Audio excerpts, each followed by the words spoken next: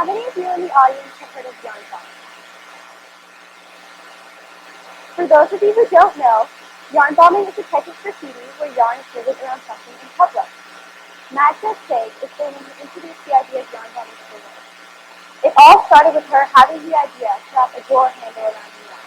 However, little did she know this small act would evolve into her passion in a worldwide movement.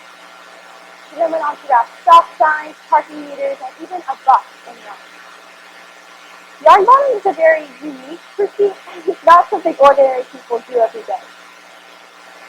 Now, don't worry, my passion isn't yarn bombing, but we do have to respect Magda for her creativity, which happens to be my passion. With passion, it doesn't matter what you do, whether that's wrapping a bus in yarn, making a dress, or flying a drone. If you love what you're doing, it will never become a job. In our day-to-day lives, we are told to use our creativity or imagination to pursue the passion. No matter what the case is, you're expected to establish original ideas, since they ultimately have the potential to lead to the discovery of something like this. Because anything and everything starts with an idea. For my entire life, I've experimented with a variety of hobbies that coincidentally all depend on a creative mindset. I used to be an avid baker, made dozens of scrapbooks, and have always been that kid who gets excited when they receive an art stuff for Christmas. However, as I was getting older, these hobbies slowly drifted away and ultimately were not a part of my life anymore. Until this year. This year, I challenged myself to start making more time for my creativity and incorporate the elements in my life that genuinely make me happy. Baking, art, and fashion. The first step to my new creative lifestyle would be baking. In the beginning of the year, I thought I was going to pursue creativity in a traditional way by making beautiful cakes with several tiers and buttercream roses, all fancy stuff you see on TV. So I tried it. I made a few cakes. But to be blunt, it was torture. None of the cakes turned out how I wanted them to, and baking took several hours out of my day. So I started looking into alternative ways to bake creatively that weren't quite as time-consuming, and the thought of unconventional creativity came into play. When we hear the word creativity, we automatically associate it with someone or something artistic. However, creativity is not just paintings and literature, it's problem solving, original ideas, and producing something individualistic. Instead of baking just cakes, I made homemade Pop-Tarts, mini apple pies, and spontaneously baked dozens of cookies at midnight. Although, throughout my entire year of baking in traditional and unconventional forms, I have come to the conclusion that baking just was not for me. Not once this year did I feel passionate about what I was doing. Frankly, it was the complete opposite. Although after experimenting with this hobby, it brought me to the realization that I do not need to like every activity that relates to creativity for it to still be my passion. Baking is a delicious pursuit. It was fulfilling my appetite, however, it did not bring me happiness because I did not believe my creativity was good. Now let's try something. On a scale from 1, I can't even draw stick figure, to 10, I can put a starry night in my sleep. Where do you personally think you fall on the scale? Hold up your fingers.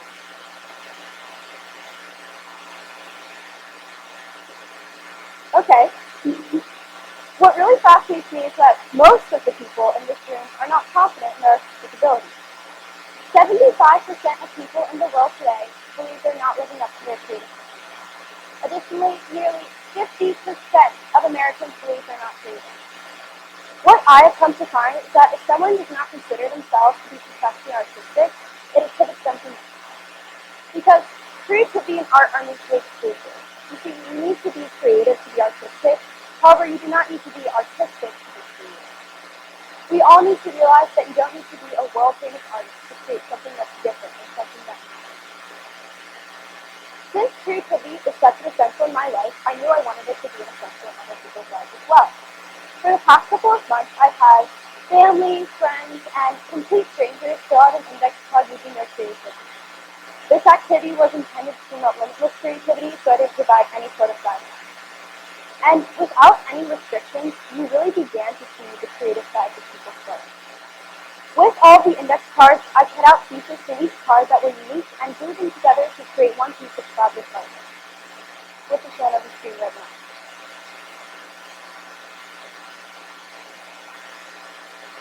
By creating this piece of artwork, It brought me to the realization that creativity has the ability to impact a greater audience and that everyone is creative. Finally, in almost every notebook of mine, you'll find doodles of dresses or different pieces of clothing, since I personally believe fashion is a phenomenal creative outlet. The ability to express yourself through articles of clothing is astonishing, and for several years now, the thought of making a dress has been a recurring idea in my head. However, I never had the courage to follow through. But this year, I decided to throw caution to the wind and follow through with my idea. And this was the result.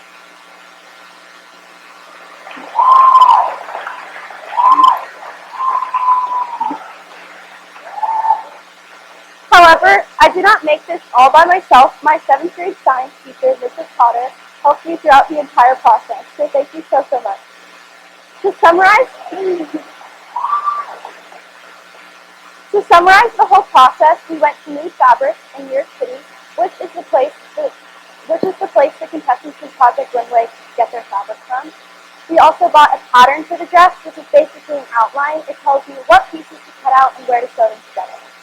Although, since it was my first time making a dress, it was inevitable to encounter some obstacles along the way. Firstly, we bought the pattern to fit sizes 12 to 14, so throughout the entire year, we were always making alterations.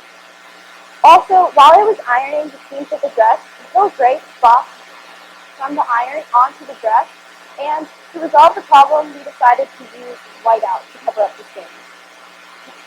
Using whiteout was definitely a creative solution to our problem and exhibited creativity in a non-artistic way. 9 months ago, I would have never considered myself to be a fashion designer. However, since my creativity gave me the courage to go outside my comfort zone, I can now begin to understand how Karl Lagerfeld feels once he finishes it. Overall, whatever we're doing in life, creativity can help us do it better. This year all started out with an idea. The idea to make creativity a more prominent feature in my life. That creativity has the ability to change your life. I highly suggest for everyone here today to experiment with their creativity. And if you're not already convinced, participating in creative activities has been proven to have a positive influence on your brain power and your health. Oh, and don't let me forget, National Yarn Bonding Day is this Saturday. So this weekend, wrap a door handful in yarn, bake some cupcakes, color some index cards, or make a dress. You never know where your creativity can take you. Thank you.